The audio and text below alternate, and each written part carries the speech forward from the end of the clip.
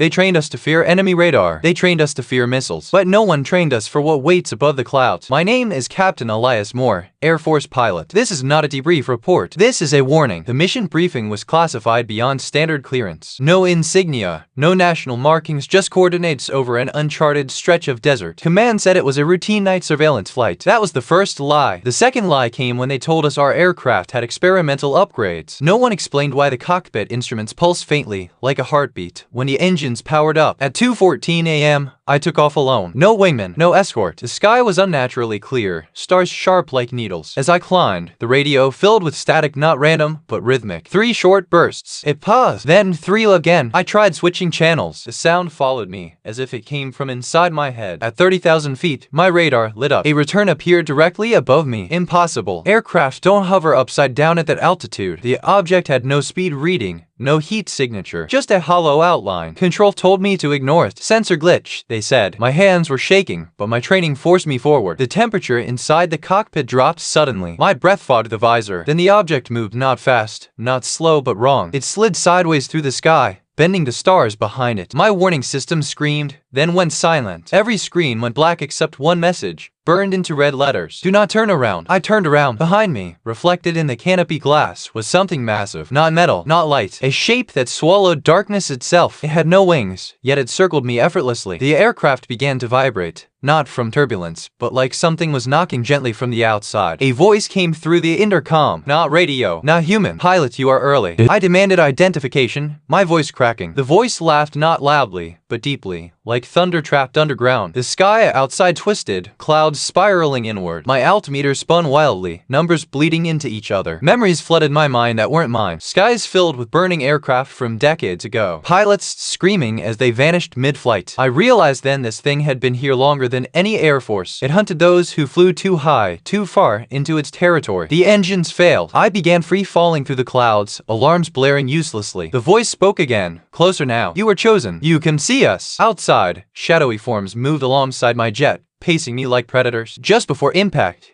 everything stopped. The aircraft froze midair. Time itself seemed to hold its breath. The shadows merged into one towering presence beneath me. A single command echoed in my skull. Return and remember. I woke up on the runway. Emergency crews surrounded my jet. According to them, I never left the ground. Fuel tanks full. Engines cold. No flight data recorded. Command dismissed it as stress-induced hallucination. But when I removed my helmet, something fell into my lap. Black sand. Still warm. That night, I couldn't sleep. Every time I closed my eyes, I heard the knocking against soft, patient. My reflection in the mirror lagged behind my movements, smiling when I didn't. On my arm, just below the flight patch, strange symbols had appeared. Coordinates. The same ones from the briefing. I tried to resign. My request was denied within minutes. Instead, I received a new mission folder. Same clearance. Same coordinates. Red text stamped across the front. Final flight. I understood then. The Air Force didn't fight this thing. They fed it. If you're hearing this story, it means I didn't make it back the second time. Watch the skies when you hear unexplained static. Don't trust empty radar returns. And if a voice tells you not to turn around, listen. Thank you for listening to this classified testimony. If you want more hidden military horror stories, subscribe and stay alert. Some missions were never meant to be completed.